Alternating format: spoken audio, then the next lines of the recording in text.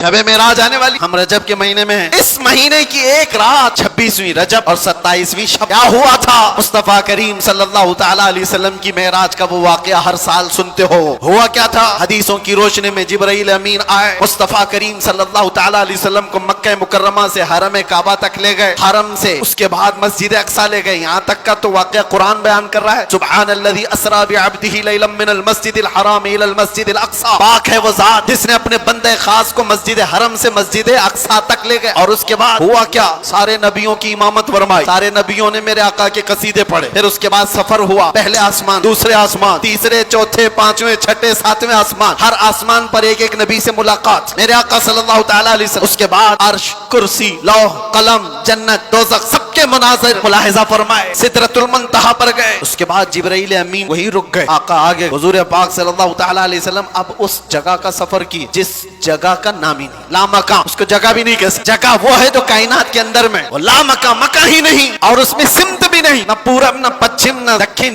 न उत्तर, कुछ नहीं। ये तो वहां है जहां सूरज निकलता है, और उस जगह मेरे आका गए जहां सूरज नहीं, चांद नहीं, उसके आगे पहुंच। और फिर वो एक ही मकाम कुर्ब था, मेरे रब्बे जुल जलाल के हुजूर, रब तबारक व तआला के हुजूर गए। और कैसे? काबा कौसैनी औ अदना, दो कमानों से भी कम का फासला रह गया था, मेरे आका इतने करीब गए। अल्लाह करीम ने अपने कुर्ब में, अपने चिलों में जितना वक्त चाहा हुजूर पाक सल्लल्लाहु अलैहि वसल्लम को शर्फ मुलाकात अता किया।